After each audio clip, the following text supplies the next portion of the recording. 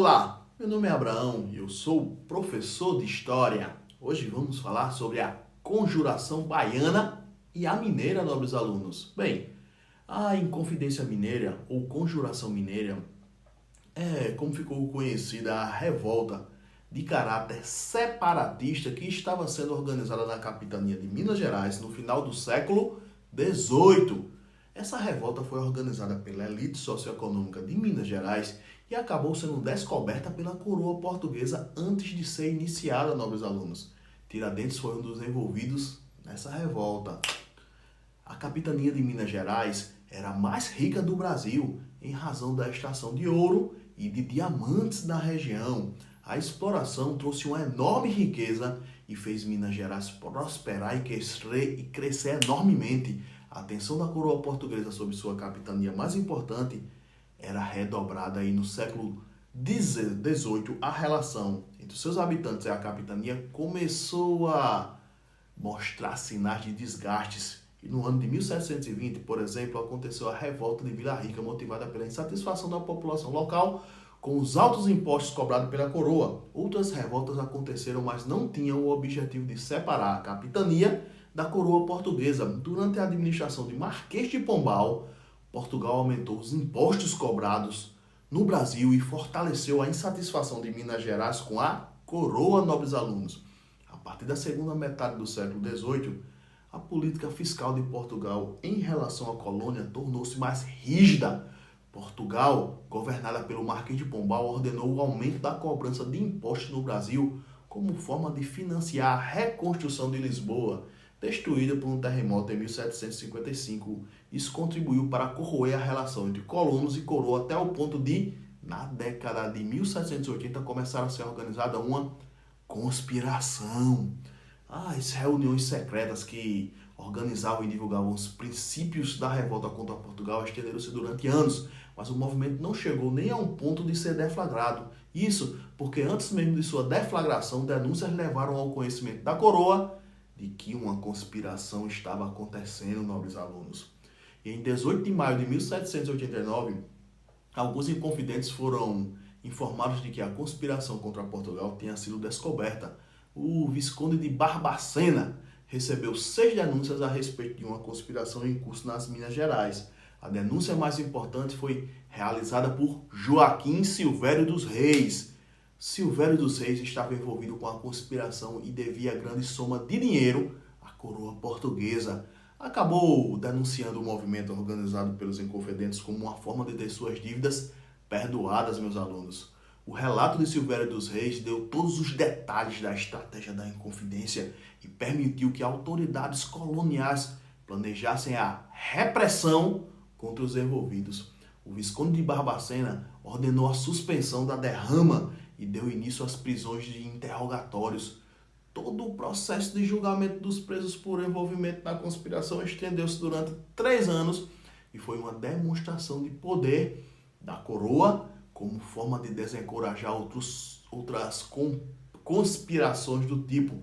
A leitura da sentença, conforme a afirmação do historiador Boris Faustus, estendeu-se por 18 horas. As condenações foram as mais diversas, incluindo penas como degredo, que era expulsão para a África, prisão perpétua, condenação à forca e etc.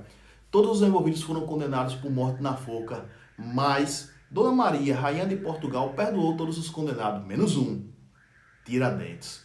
Tiradentes foi preso no Rio de Janeiro em maio de 1789. Sua morte foi utilizada como exemplo de intimidação e ocorreu porque Tiradentes era o grande propagandista do movimento. Quando preso, estava em viagem para divulgar a conspiração que estava sendo organizada. Tiradentes acabou sendo enforcado no dia 21 de abril de 1792. No Rio de Janeiro, foi esquartejado e parte do seu corpo foram espalhados pela estrada que ligava o Rio de Janeiro a Minas Gerais. Sua cabeça foi colocada em exposição na Praça Central de Vila Rica e lá permaneceria até apodrecer. Mas acabou desaparecendo e não se sabe o seu paradeiro até hoje. Acreditem, nobres alunos. A Conjuração Mineira foi uma das mais importantes revoltas organizadas contra a coroa portuguesa e mostrou a disposição dos colonos a romper os laços coloniais e a existência de ideais republicanos no seio da principal capitania brasileira. Poucos anos depois, foi a vez da Bahia rebelar-se contra o domínio português na famigerada Conjuração Baiana, que é o que vamos falar agora, que essa Conjuração Baiana foi resultado da insatisfação das elites com o governo metropolitano que prejudicava as atividades econômicas dessa classe. Além disso, a cidade de Salvador, no final do século XVIII, a fome era um problema que afetava a qualidade de vida de todos. A falta de alimentos fazia com que os produtos disponíveis no mercado fossem vendidos a valores altíssimos. Certos itens, como carne, estavam excluídas da mesa da maioria da população, nobres alunos. Essa situação havia contribuído para que diferentes rebeliões acontecessem em Salvador durante esse período. O historiador Boris Fausto destaca um evento que ocorreu em 1797, quando escravos do general comandante de Salvador foram atacados por uma multidão de famintos e tiveram as cargas de carne que levavam totalmente roubadas. A Conjuração Baiana, assim como a Inconfidência Mineira, também teve inspirações dos ideais iluministas que eram propagados naquele período. Durante o processo de investigação desses movimentos pelas autoridades, foram encontradas obras de autores iluministas em posse dos principais envolvidos. Além disso, devido ao seu caráter popular, a Conjuração Baiana claramente inspirou-se com a Revolução Francesa e a Revolução Haitiana. Conforme mencionado, a falta de alimentos e a inspiração de ideais iluministas motivaram a população de Salvador a rebelar-se contra as autoridades metropolitanas, nobres alunos. Diferentemente da Inconfidência Mineira, esse movimento teve grande adesão de grupos da camada popular, sobretudo negros livres, que atuavam como alfaiates, soldados e meieiros. O movimento também contou com membros da elite local, como Cipriano Barata, um destacado revolucionário que atuou em diferentes movimentos da época. Essa elite local, principalmente por causa de acontecimentos que transcorreram em São Domingos, que é o atual Haiti, temia muito o surgimento de rebeliões realizadas por negros. Esses movimentos defendiam em geral seus interesses econômicos e de classe de detrimento dos interesses do povo.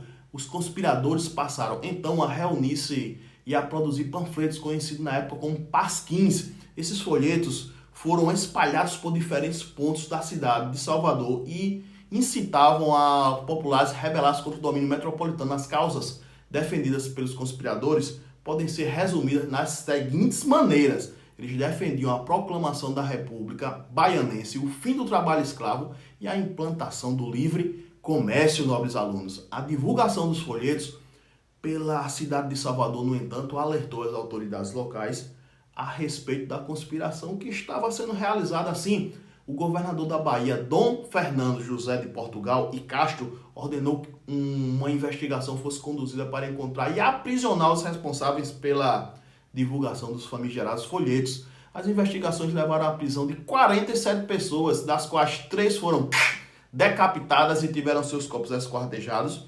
E essas partes foram colocadas em exposição em diferentes pontos de Salvador. Enquanto alguns dos prisioneiros foram libertados tempo depois, outros foram condenados ao famigerado degredos enviado para o continente africano. Portanto, a Conjuração Baiana, assim como a Inconfidência Mineira, não conseguiu superar a fase conspiratória. Resumo da ópera: tanto a Conjuração Baiana quanto a Inconfidência Mineira foram movimentos de contestação, meus alunos, que ocorreram no final do período colonial, em um contexto de crise.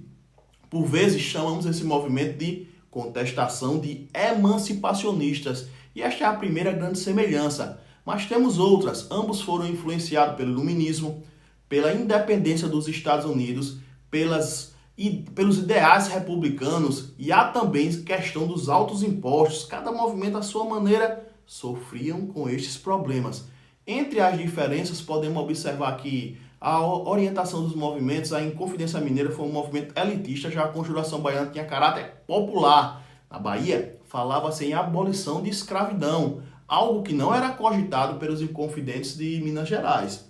Notamos, dessa maneira, que há muitas aproximações entre esses movimentos, e isso pode ser entendido devido às diversas imposições da coroa sobre a colônia, os problemas administrativos e intensa exploração dos colonos. Aula encerrada, resolvam o exercício no Google Forms aqui abaixo, tenham cautelas contra o coronavírus e até a próxima aula, meus